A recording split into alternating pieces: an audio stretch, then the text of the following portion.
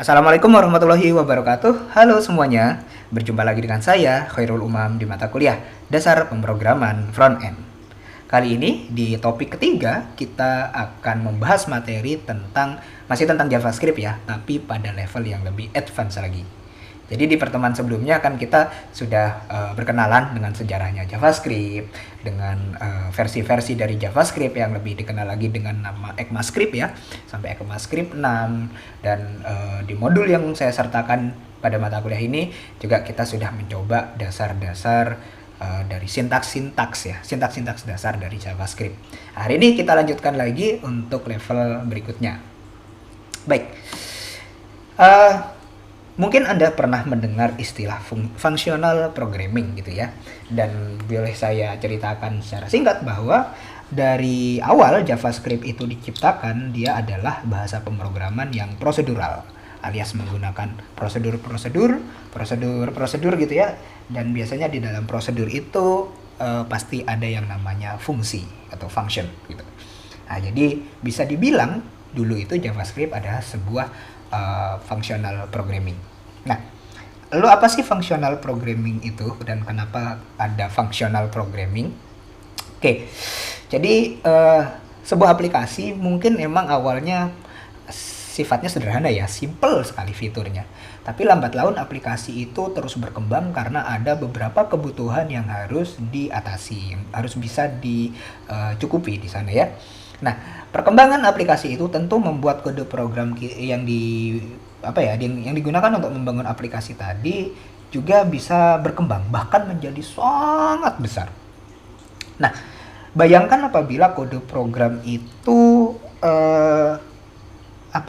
ditulis dalam satu bagian yang sama, satu file, pokoknya runut gitu ya. Akan menyulitkan ketika kita ingin melakukan maintenance di sana. Maintenance artinya mungkin kita akan melakukan perubahan, penyesuaian, ada update, ada upgrade gitu ya. Karena bagian kode program itu nggak bisa kita bedakan. Mana sih yang untuk mengerjakan A, mana sih yang untuk mengerjakan B gitu. Karena semuanya ditulis dalam satu body. Bisa dikatakan seperti itu. Nah, oleh karena itu kita perlu memecah-mecah bagian-bagian dari kode program tadi itu menjadi bagian-bagian yang lebih kecil, kita kelompokkan, kita beri nama, sehingga kalau ada maintenance, ada perubahan, ada update, ada upgrade, kita jadi lebih mudah gitu ya tahu. Oh, saya ingin mengupdate fungsi atau prosedur A gitu ya. Ini loh yang namanya A gitu. Kita cuma fokus di sana saja. Oke, jadi lebih mudah ya maintenance-nya. Nah, kemudian mungkin juga dari bagian program itu ada beberapa bagian yang harus dikerjakan secara berulang-ulang atau dikerjakan pada beberapa bagian yang berbeda. Nah, kalau prosedur-prosedur itu kita tulis berulang kali, tentu menjadi tidak efisien ya. Bukankah lebih baik kalau kita tulis sekali tapi bisa kita gunakan beberapa kali gitu ya, sehingga kalau ada perubahan kita nggak perlu mengubah di banyak tempat, tapi kita cukup mengubah di satu tempat, kemudian tempat lain yang menggunakan prosedur tadi bisa ikut berubah juga gitu ya. Baik. Nah, jadi untuk mengatasi ini semua agar kode tidak terlalu besar ya di satu bagian, banyak boleh tapi jangan besar gitu ya. Kemudian kita bisa mengatasi program-program, bagian program atau prosedur dari program itu yang digunakan atau dikerjakan berulang-ulang, kita bisa menggunakan yang namanya function. Nah, function itu apa, dan mungkin juga ada yang pernah belajar kelas gitu ya, nanti akan ketemu yang namanya method, rupanya mirip seperti function gitu. Nah, bisa bisa kita bandingkan function dengan method itu seperti ini. Function itu adalah potongan kode program yang bisa dipanggil atau dieksekusi menggunakan namanya. Jadi nanti setiap function itu ada nama, tapi dia tidak terikat dengan suatu objek. Bisa kita panggil langsung ya. Contohnya begini, saya punya function simple menerima satu parameter namanya X. Parameter itu apa ya, nanti kita bahas. Nah, jadi Itu sudah kita cukup panggil simple X, udah gitu selesai. Nah, tapi kalau method dia memang potongan kode program yang juga bisa dipanggil menggunakan namanya, tapi dia terikat dengan satu objek sehingga harus dipanggil melalui objek. Nah, contohnya begini, ada metode random gitu untuk menghasilkan nilai acak, tapi metode ini berasal dari kelas math. Nah, maka kita harus memanggilnya melalui sebuah objek yang diinstansiasi dari kelas math gitu ya, atau yang diciptakan dari kelas math. Nah, itu bagi Anda yang memang pernah belajar object oriented programming gitu ya. Tapi yang belajarnya functional programming, metode ini bolehlah kita anggap sebagai function dulu ya. Cuman memang perlu pendalaman lebih lanjut. Oke, sementara ini yang bisa kita tegaskan bahwa kalau pemanggilannya cukup seperti ini, contohnya seperti ini, maka ini adalah function. Tapi kalau ada sebuah kelas atau objek di depannya, terus ada tanda titik, diikuti baru namanya function atau prosedur tersebut, maka ini kita sebut sebagai method. Begitu ya. Oke. Nah, lalu bagaimana cara membuat function atau mendeklarasikan function di JavaScript? Ada beberapa cara. Yang pertama istilahnya adalah declarative function, kemudian anonymous function, dan yang terakhir adalah row function. Apa itu deklaratif, apa itu anonymous, apa itu row? Mari kita bedah satu persatu. Nah, declarative function merupakan cara mendeklarasikan fungsi menggunakan gaya standar yang memang sudah dikenali sejak awal adanya JavaScript.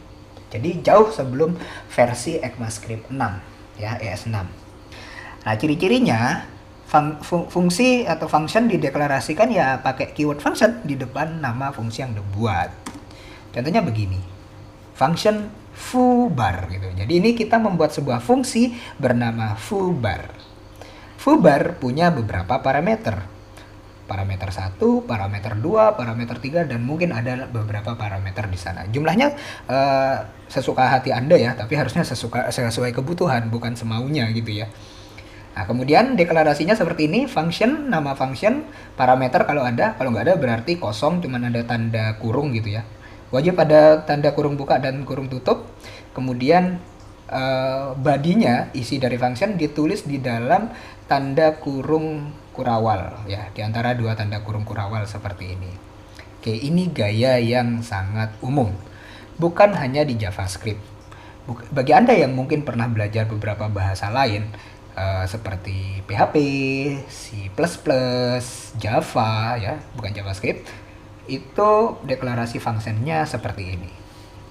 Oke, jadi ini cukup mudah untuk dipahami. Anda bisa pakai ini untuk membuat sebuah function. Oke, tapi selain declarative function, JavaScript juga mengenal yang namanya anonymous function.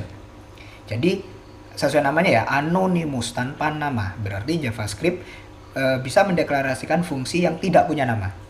Loh, Pak, kalau nggak punya nama gimana cara manggilnya? Nah, hebatnya kalau dia tidak punya nama seperti ini, maka dia harus di-assign ke sebuah objek atau variabel. Sehingga objek atau variabel itu bisa menyimpan nilai dari function ini. Konsep ini dikenal sebagai konsep function as value. Jadi fungsi sebagai nilai dari variabel. Seperti apa caranya? Begini. Ya, sama dengan function sebelumnya ya, function foobar, tapi sekarang foobar adalah sebuah konstanta atau variabel. Atau boleh juga kita ngomongnya objek ya, kalau nanti ada kaitannya sama metode. Nah, kita sebut aja dia sebuah konstanta gitu, karena di sini kuncinya const. Nanti boleh juga diganti let, ganti var, jadi dia berfungsi sebagai variabel gitu ya. Bukan lagi function, tetapi dia menyimpan hasil dari function ini. Gitu. Ya, function ini nggak punya nama kan ya. Dia menyimpan hasil dari function ini gitu. Nah, kemudian akhirnya function, bagaimana cara manggil function ini? Kita panggil variabel ini, kirimkan parameternya. Nah, jadi seolah-olah sekarang yang tadinya dia adalah sebuah variabel, sekarang dia menjadi function. Biasanya ini nanti akan digunakan untuk di callback function dan beberapa kondisi tertentu yang kalau kita pakai declarative function rasa-rasanya kurang gitu ya. Ya, nanti Anda akan menemukan sendiri kondisinya. Oke, ini adalah cara yang kedua. Kemudian, bagaimana dengan cara yang ketiga, yaitu arrow function? Sesuai dengan namanya, arrow, jadi fungsi di JavaScript dideklarasikan menggunakan notasi panah. Nah, notasi panah ini berarti ada tanda sama dengan dan tanda lebih dari gitu ya, jadi kayak panah.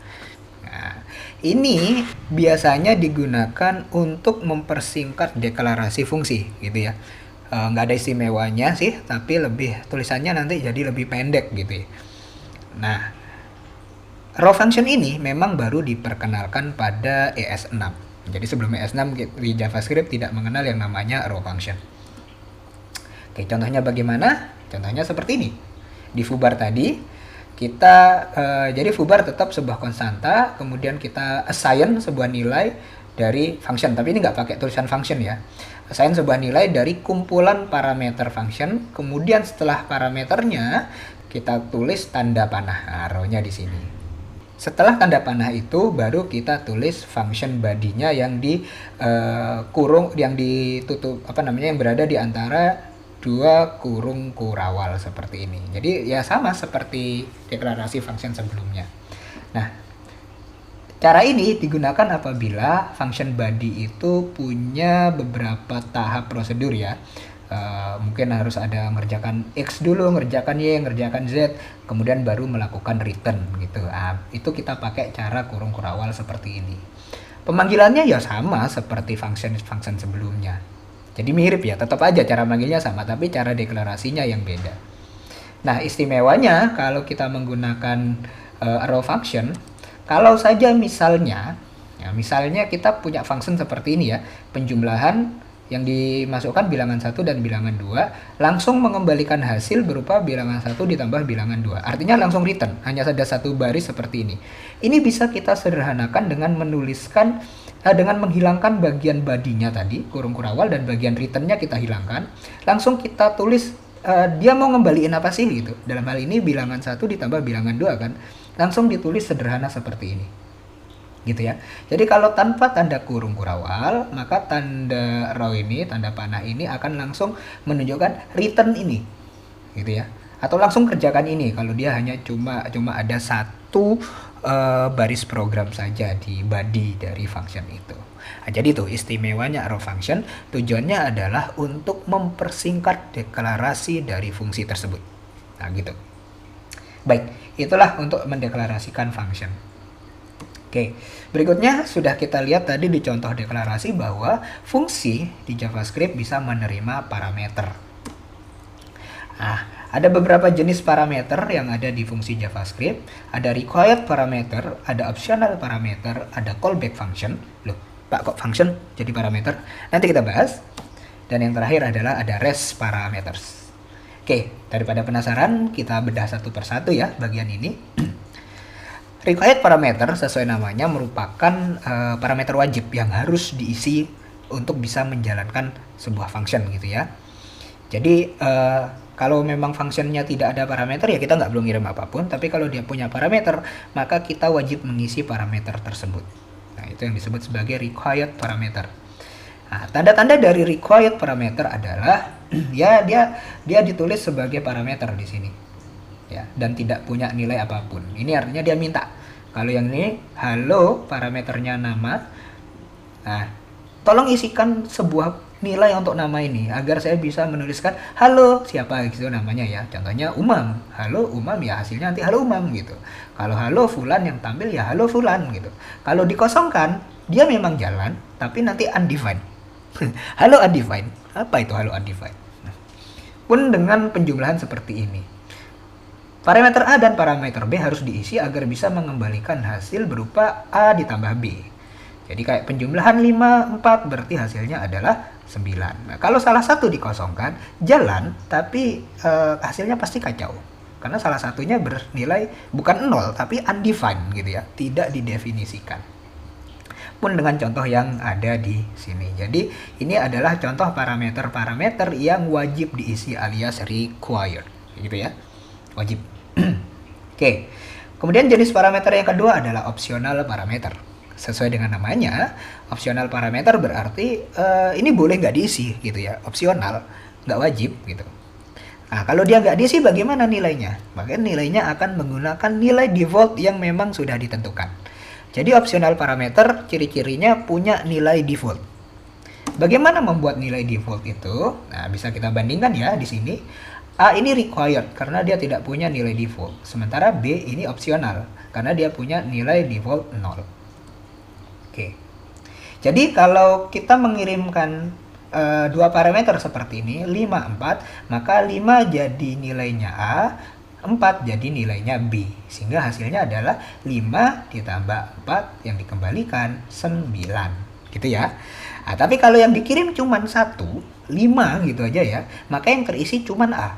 Nah, jadi A ini nilainya 5. Nilai B nggak diisi, tapi dia tidak undefined, melainkan dia punya nilai default 0. Sehingga di sini jadinya berapa? 5 ditambah 0, bukan undefined ya, 5 ditambah 0, sehingga hasilnya adalah 5. Begitu. Oke. Jadi ciri-ciri dari optional parameter itu gini, ada setelah nama parameternya dikasih tanda sama dengan dan diberi nilai default. Ya, nilai yang akan digunakan jika parameter tersebut tidak diisi. Oke. Nah, terus ini yang parameter yang ketiga, tapi kita nggak nyebut sebagai parameter, melainkan kita sebut sebagai callback function. Nah, apa itu callback function? Nah, jadi suatu function bisa punya parameter yang bukan diisi oleh variabel, bukan diisi oleh angka, bagaimana gitu ya, tapi justru dimasuki oleh function lain. Jadi ada function masuk ke function lain. Lucu ya, gitu ya. Nah, function yang mengisi parameter inilah yang kita sebut sebagai callback function. Oke, contohnya begini. Saya punya sebuah function bernama tampilkan hasil. Dia menerima satu buah parameter namanya hasil gitu ya. Tugasnya adalah menampilkan alert message hasil sama dengan berapa hasilnya gitu. Oke, ini function tampilkan hasil. Kemudian saya punya function penjumlahan yang punya 3 parameter, A, B, dan display. Cara kerja dari penjumlahan, nah ini karena ada lebih dari satu baris, kita pakai kurung kurawal gini ya. Kalau ini kan nggak pakai ya. Nanti A sama B itu kita jumlahkan dan kita simpan sebagai hasil. Kemudian hasilnya kita minta function display untuk menampilkan hasilnya. Pertanyaannya, dari mana kita dapat function display? Nah, kita dapatnya dari sini gitu. Oh, jadi display ini bukan variabel, bukan parameter biasa. Bukan.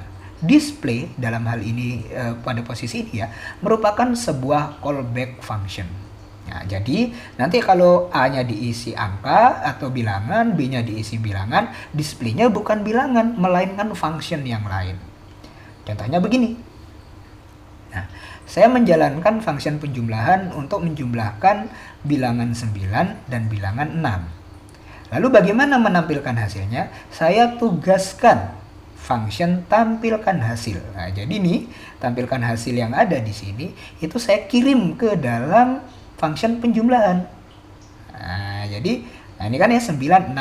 9 jadi nilainya A, 6 jadi nilainya B, dan tampilkan hasil menjadi display gitu. Sehingga di sini 9 ditambah 6 15 gitu ya. Hasilnya kan 15. Nah, display ini kan tampilkan hasil. Ya, sesuai dengan ini ya. Tampilkan hasil dari 15. Nah, di sini kita lihat tampilkan hasil dari 15. Maka yang ditampilkan adalah hasil sama dengan 15. Begitu. Nah, keuntungannya apa ketika kita menggunakan callback function begini? Nah, dalam contoh sederhana ini, saya bosan ya dengan model tampilan seperti ini gitu. Saya pingin ganti. Saya harus ngapain? Saya harus bikin fungsi baru. Boleh, bisa. Atau saya langsung deklarasikan functionnya ke sini gitu ya. Lihat, saya memanggil function penjumlahan 9, 6. Nah, bagaimana dengan displaynya, function displaynya gitu? Saya buat anonymous function di sini. Ya, anonymous row function. Udah, karena tadi display ini membutuhkan satu parameter ya. Nah, di sini saya juga buat dia harus punya satu parameter input gitu. Tugasnya adalah menampilkan alert message yang mana teksnya jadi, wah, hasilnya adalah hasil gitu. Nah, jadi dia nanti akan menghasilkan seperti ini. Begitu hasilnya. Oke, beda ya cara cara menampilkan hasilnya. Kalau bosan lagi seperti ini ya bulat lagi aja gitu. Jadi enaknya dengan callback function, kita bisa membuat function di dalam function yang lain ini berjalan dengan gaya yang berbeda gitu ya, tidak terikat pada satu gaya. Bandingkan kalau alert ini, bagian alert ini kita pindah ke sini gitu ya. Ya kita pasti akan ngikut alert ini terus sampai kita ubah bagian ini. Nah ini anggap aja sesuatu yang tersembunyi gitu, kita nggak bisa ngotak-ngatik ini. Berarti mau nggak mau ya kita akan pakai ini terus gitu, kalau kita nggak pakai callback function. Nah, tapi kalau kita pakai callback function, kitalah yang menentukan functionnya dari luar. Dalam hal ini prosedur yang dilakukan setelah prosedur ini itu ngapain gitu ya, kita yang nentukan gitu. Oke, nah, jadi itu contoh sederhananya. Nanti lebih kompleks lagi, kita akan banyak menggunakan callback function ketika belajar tentang asynchronous programming ya. Jadwalnya masih jauh setelah UTS gitu. Kenapa? Karena asynchronous programming itu secara singkat saya jelaskan, dia akan menjalankan sesuatu gitu ya, menjalankan sesuatu dalam ada jedanya, ada delaynya gitu. Sementara kita sudah mengerjakan yang lain. Nah, apa yang harus dikerjakan ketika proses menunggu tadi selesai gitu ya, delaynya tadi selesai. Nah, inilah yang ditetapkan pada callback function. Biasanya begitu nanti. Oke, itu nanti saja ketika kita sudah sampai di materinya. So, itu sekali lagi. Jadi, callback function adalah function yang dikirim ke function lain sebagai nilai dari parameter untuk dijalankan di dalam function tersebut. Oke.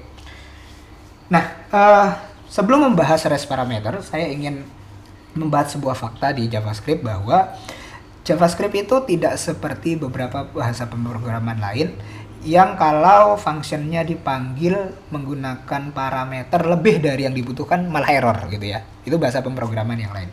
Contoh penjumlahan tadi butuh 2 parameter. Tapi kalau kita ngirimkan misalnya penjumlahan 1,2,3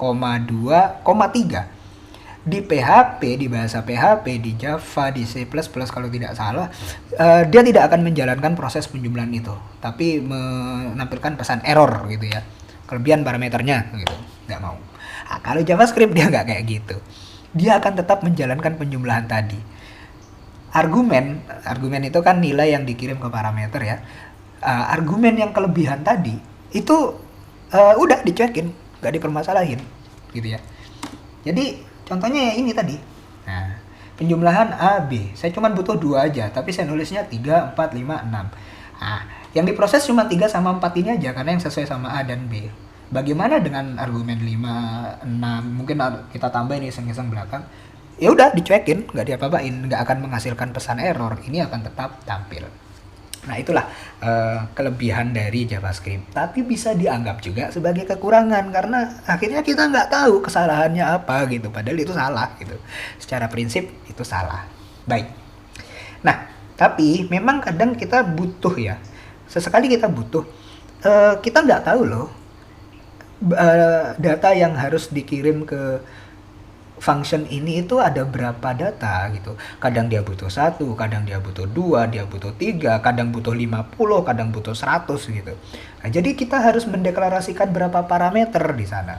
Nah, untuk jumlah parameter yang tidak jelas ini ya, parameter yang tidak tahu berapa jumlahnya di belakangnya, ini bisa diatasi dengan menggunakan pendekatan REST parameters. Jadi REST parameters itu akan menangkap overflow argumen yang dikirim ke function, berapapun jumlahnya. Jadi kalau ada argumen-argumen yang tidak ditangkap oleh parameter, maka yang menangkap adalah REST parameter ini. Ciri-cirinya adalah nanti ada parameter yang di depannya diberi tanda 3 titik ya, 3 dot gitu. Titik, titik, titik, baru nama parameternya. Oke, dan karena dia sifatnya parameter sisa gitu ya, REST parameter, dia harus dideklarasikan di paling belakang. Contohnya begini, kalau cuma 1 ya dia sendiri ya. Kalau misalnya nanti ada parameter A, B, C, itu A, B, C ditaruh di depan dulu, baru begini REST parameter ini. Ada 3 tanda titik di sini, gitu.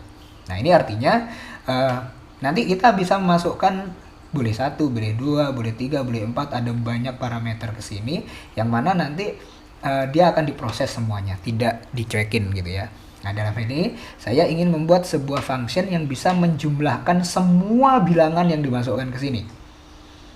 Nah, res parameter ini nanti sifatnya adalah array gitu ya, sehingga kita bisa melakukan looping. Di sini saya pakai for of. Jadi for let bill artinya variabel bill ini akan menyimpan nilai dari indeks ke 0 di sini. Ya. Totalnya ditambahkan dengan nilai bilangan itu. Jadi kita punya total yang baru gitu ya. Sebelumnya kan 0. Muter lagi nanti indeks ke satunya disimpan ke sini nilainya. Terus muter indeks kedua disimpan ke sini. Jadi diambil dulu ya per indeks. Alias yang dikirim ke sini itu berapa parameter itu diambil dari yang paling depan sampai yang paling belakang dulu. Oke. Sehingga nanti kalau ini kan berarti kita jumlahkan ya, yang paling depan ditambah yang kedua, ditambah yang ketiga, ditambah yang keempat dan seterusnya. Sehingga hasilnya dapat totalnya seperti ini. Oke, contohnya begini. Hasil yang pertama menjumlahkan bilangan 1, 2, 3, 4, 5, 6. Nah, ini kalau kita jumlahkan dengan proses seperti ini ya kita dapat 21. Kalau kita kirim 9, 8, 7 ya kita dapat 24. Bisa dilihat jumlah argumen yang dikirim bebas dan semuanya diproses, tidak dicuekin gitu. Nah, itulah guna dari res parameters di dalam function. Nah, baik, itu tadi contoh dari deklarasi function dan juga penggunaan parameter-parameter yang ada di dalam function. Masih banyak lagi yang bisa dijelajahi terkait dengan function di JavaScript. Oke, nanti sambil jalan kita akan bertemu dengan beberapa hal tersebut. Nah, tapi ada sebuah masalah ya ketika kita membuat function. Bukan hanya membuat function sih sebetulnya, masih kaitannya dengan kode program yang terus berkembang tadi. Memang sih dengan memisahkan prosedur ke dalam function itu bisa membantu kita mengelompokkan bagian kode program sesuai dengan fungsinya. Tapi function-function baru mungkin akan terus bermunculan ketika program dituntut dapat mengatasi masalah-masalah baru. Dalam artian kode programnya terus berkembang gitu ya. Kita tulis dalam satu filenya jadi panjang gitu, walaupun sudah dipisah ke function-function, bisa sampai ribuan baris program.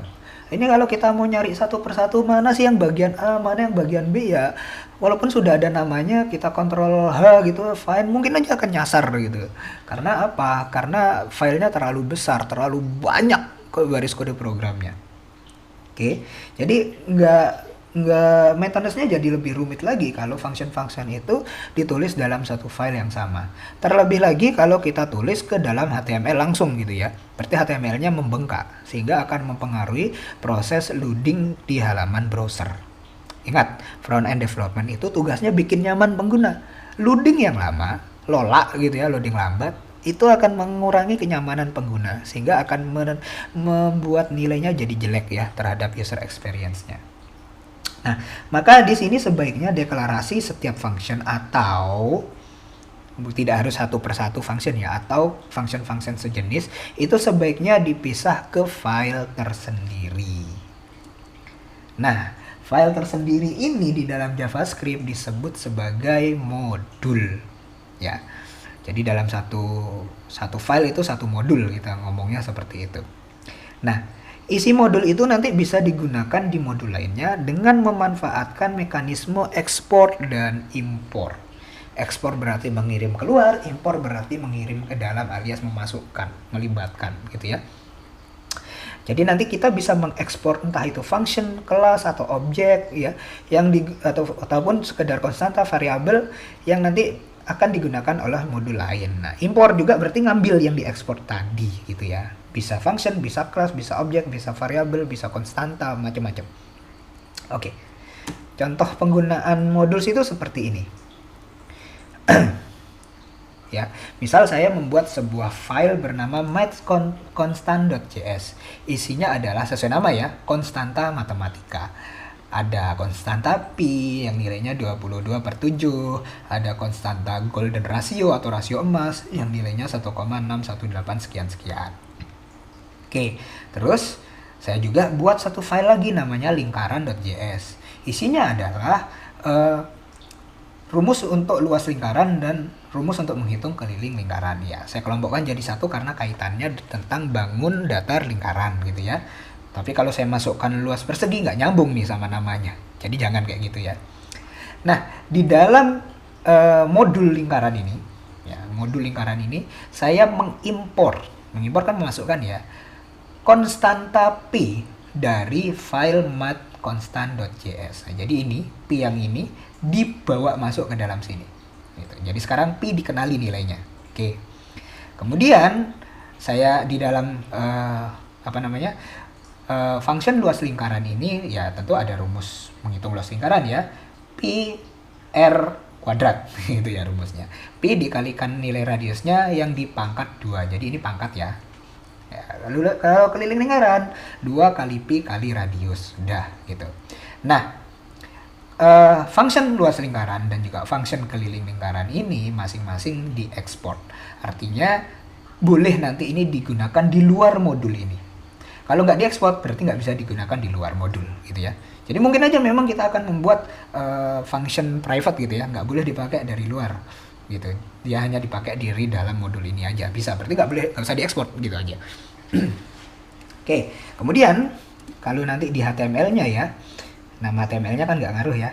Ada bagian di bagian elemen script. Nah, sekarang scriptnya tipenya harus modul. Ingat ya, scriptnya tipenya harus modul, bukan yang lain. Kalau dia tidak ditulis modul, ini tidak akan bisa dijalankan. Nanti kita lihat contohnya.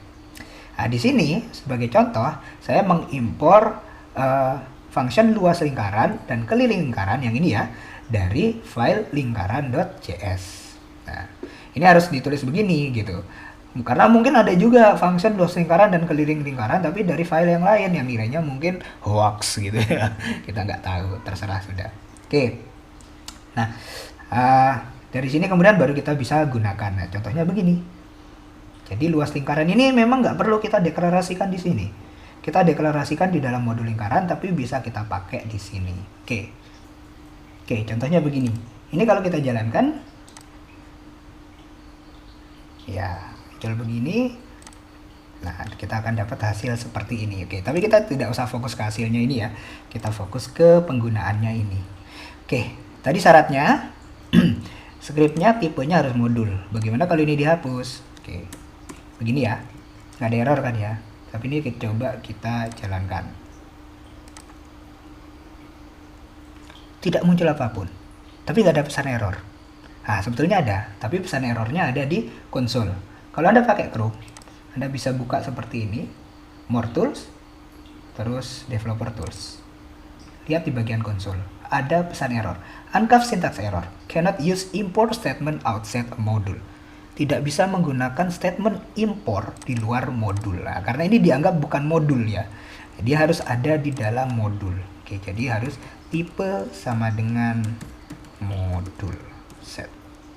Oke, nah baru dia jalan. Oke, tidak ada pesan error. Oke, itu catatan pertama untuk penggunaan modul di JavaScript.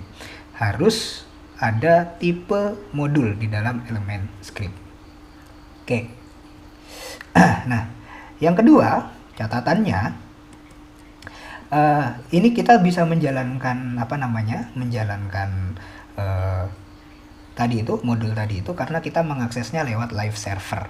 Ini ya, artinya ini ada protokol HTTP yang dijalankan di sini. Tapi bagaimana kalau kita mengaksesnya langsung HTML ini ya? Saya copy paste, kemudian di sini saya paste and go. Dia juga nggak akan mau gitu ya, walaupun sudah benar formatnya. Kenapa? Karena ini menggunakan file protokol. Ini kalau kita buka konsolnya, maka kita bisa lihat keterangan seperti ini. Access to script file ya bla bla bla from original has been blocked by bla bla bla bla bla. Ini tidak diizinkan. Jadi catatan yang kedua untuk modul itu baru bisa dijalankan jika kita menggunakan protokol HTTP gitu ya. Dan dalam hal ini kalau di VS Code kita harus jalanin pakai live server gitu. Dan kalau di website lain ya sudah otomatis HTTP gitu ya. Jarang kita bisa pakai file. Jadi itu catatannya, Anda yang biasa membuka file HTML lewat path-nya atau menggunakan protokol file dan menggunakan modules di sini, maka pasti tidak akan muncul modules itu. ya, tidak akan berfungsi, harus menggunakan live server. Oke, itu catatan untuk penggunaan modul. Nah, tadi kita sudah bicara tentang ekspor di sini ya, ekspor gitu ya. Dan di JavaScript juga, di modulnya JavaScript kita diizinkan menggunakan yang namanya export default. Apa itu export default? Jadi satu modul itu bisa punya komponen yang secara default nanti akan diekspor ketika modul tersebut digunakan pada modul lainnya. Jadi keywordnya tentu pakai export default ya. Ciri-cirinya adalah nanti ketika diimport, modul itu diimport, nama komponen yang diimport tadi nggak perlu ditulis dalam tanda kurung kurawal seperti ini. Nah, ini kan setiap kali kita melakukan import, ini kita harus pakai tanda kurung kurawal seperti ini, gitu kan. Nah, kalau export default, kita nggak perlu pakai kurung kurawal. Bisa Anda lihat. Jadi katakan ini saya punya modul untuk menghitung volume bola ya. Modul bola isinya hanya menghitung volume bola.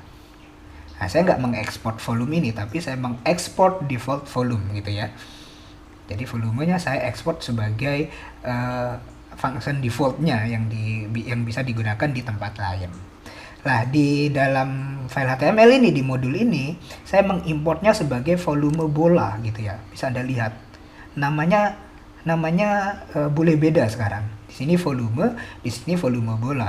Berarti boleh kan diganti vol, cuman v atau yang lain gitu boleh di sini. Nah, inilah ciri-ciri dari export default. Nah, kalau yang export biasa tadi, kalau di sini namanya luas lingkaran L-nya besar gitu ya, di sini juga harus luas lingkaran L-nya besar. Nggak boleh beda. Antara yang di sini dengan di sini nggak boleh beda. Antara di sini dengan yang di sini nggak boleh beda. Antara yang ini PHI-nya besar, ini PHI-nya juga harus besar.